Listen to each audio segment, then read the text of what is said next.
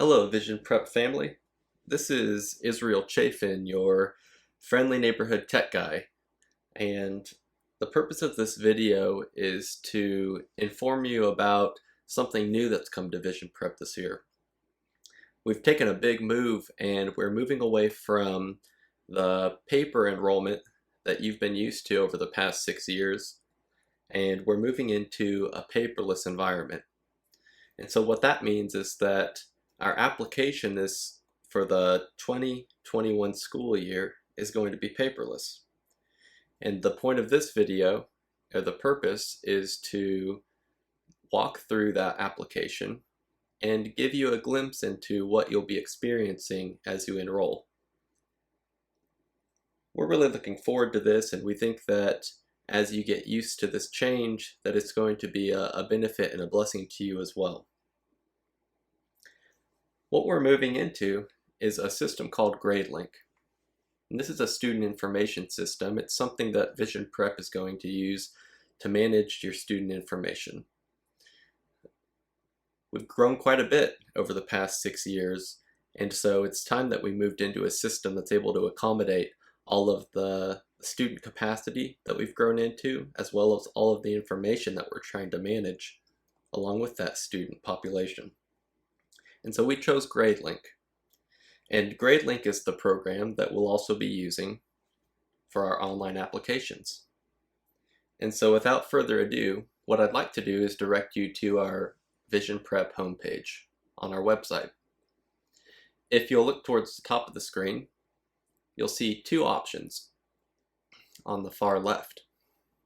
One is an online enrollment application, and one is an intent to enroll. What we want to do right now is click on the online enrollment application. What we're going to do at this point is to create our account. This is going to allow us to log in so that we can register our scholars for the 2021 school year. And the benefit of having this login will also enable us to do a couple of things, including taking a break while you're filling out your application. You can fill it all out at once, which we'd recommend if you can do that. But if you need to take a break, fortunately all of your information will be recorded as you're entering it, and so you're not going to lose your progress. Right now, we're going to walk through the exact same steps that you will walk through when you enroll your scholars, so there will be no surprises. The first thing we're going to do on this first page we've come to is enter our email address.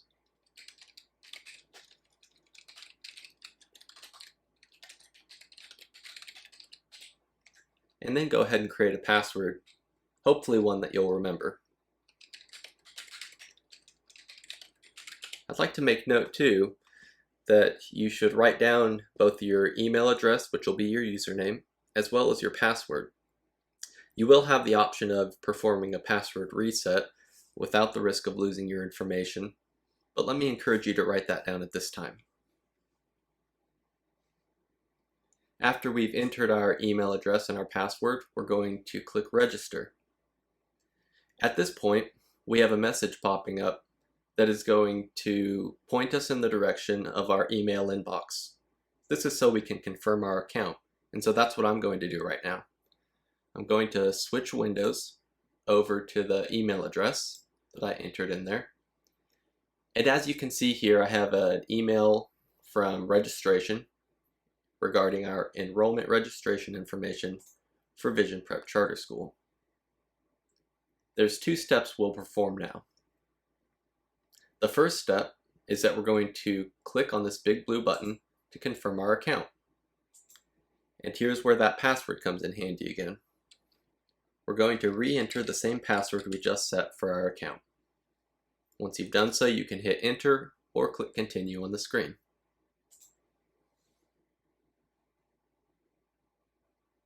Now this is what you should be seeing. So long as that password was entered correctly, your enrollment account is now activated. Click continue to log in. And so we'll continue.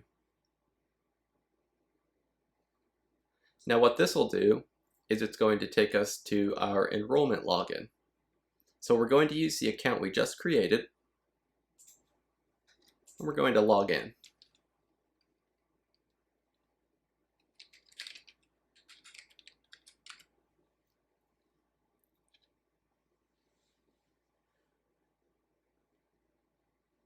Now I hope that you're seeing on your screen what we're looking at right here. And what we have here is a frequently asked questions section. This is the start of our enrollment process. But before we get into rolling through these questions and getting into the rest of the application, I wanted to make note of one or two things that we want to keep in mind. The main point is in regard to what device you're able to use when filling out this application. And the general answer is you can use any device, be it a laptop, a desktop, a tablet, or your cell phone. However, there's a little bit of nuance to that answer. Officially, Gradelink only supports the use of a desktop or a laptop or a Chromebook, something that has a bigger screen. And so that's going to provide the smoothed experience as you fill out the application. However, practically, you can pull this application up on a tablet or on a phone so long as you turn your phone sideways and put it into landscape mode. And you should be able to navigate through the entire application on any of those devices. And I do want to let you know that we will be holding at least one day later this summer at the school that you'll be able to come and you'll be able to sit down with one of our Chromebooks and fill this application out, just in case you don't have the opportunity or that access. So we're going to help you out as much as we can. Now, as we find ourselves at the beginning of this application, I want to bring our attention to two different areas on this screen as we move forward. The first is the series of tabs that are stacked on the left side here. This is the order of the application as we will move through it. And an important piece of information I'd like you to keep in mind is that while these are currently grayed out, as we move through the application, they will become emboldened and they'll become buttons that you can click on so that you can always move back in the application to a piece that you've already filled out. This will allow you to review or edit information before you've done the final submission.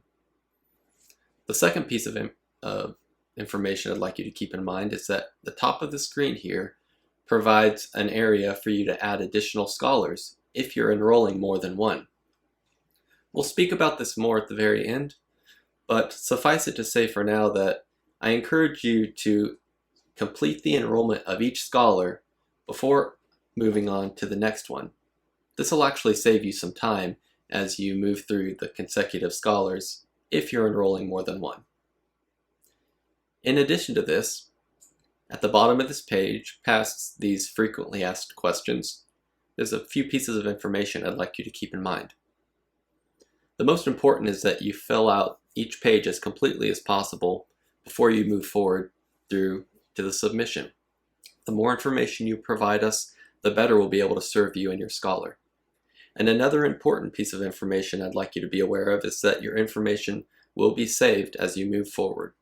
So as you advance to each new page, take some comfort in the fact that if you need to take a break or if you need to return to this later, you won't lose your progress. With that in mind, let's move on to the Student tab.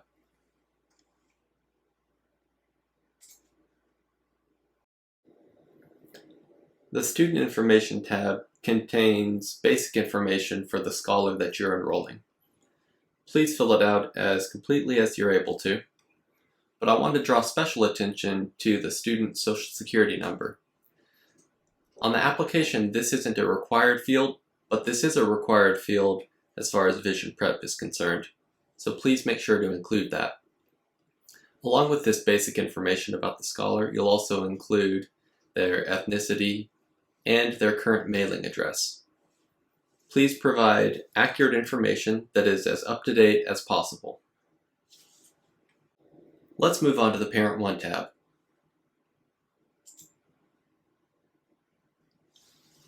We're going to address the Parent 1 and Parent 2 pages together because they house the same kind of information, just for the mother and father respectively. Here on Parent 1, it's asking for information regarding the mother.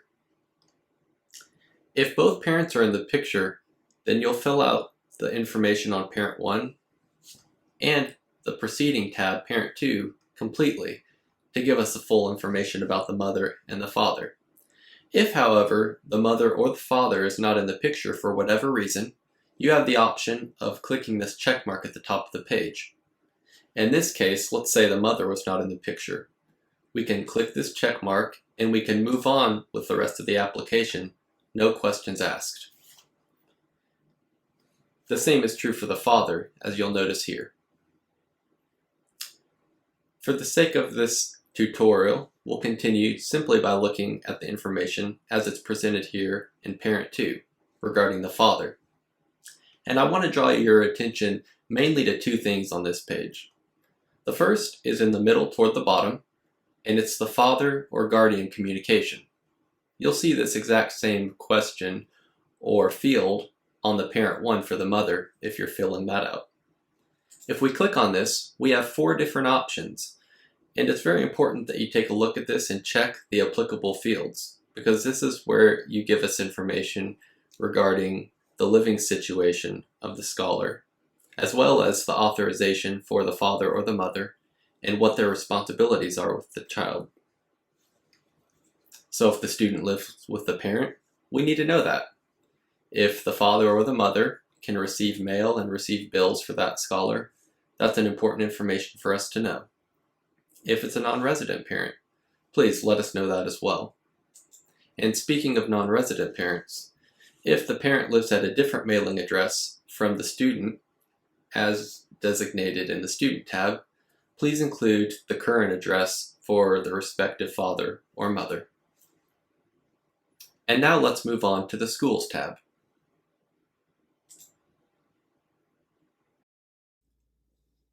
The Schools tab is centered around one question. Is this the first time your scholar has attended any school? If it is, you'll simply hit yes and move on. If it isn't, we'll need a little bit of information regarding the last school. And now let's move on to the Family tab. In the Families tab, it enables you to provide some information about your family so we can get to know you better. Let us know who the student lives with. Make sure to check everybody that applies here. Also, a required question on this page is, are the parents divorced? Please answer yes or no with no questions asked.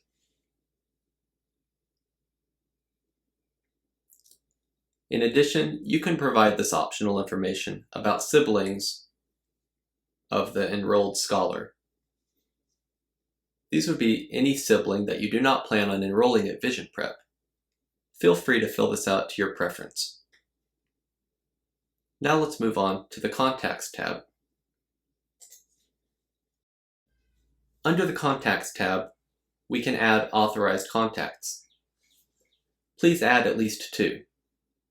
Also, make sure to choose what authorizations you would like for the contact. You can add them as an emergency contact or as somebody who's able to pick your children up. You can do both or simply one of them. Make sure to tell your authorized contacts to bring photo ID if they come to pick your child up from school. And now let's move on to the Medical tab.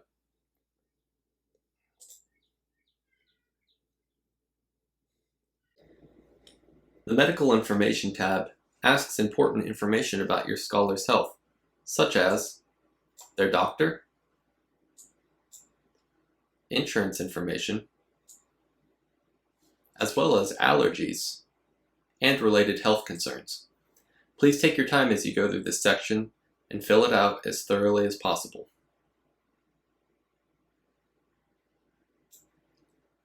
Let's move on to the next Information tab.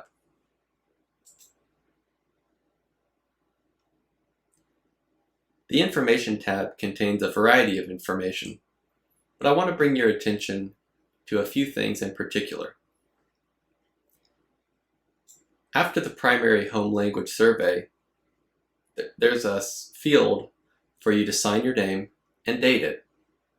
This is true for a few more sections in this area, and this is very important. the release of school information, parent permission for school trips, as well as a media release and student display. Regardless of your answer to these questions, we'll need your signature afterwards, as well as the date on which you're answering.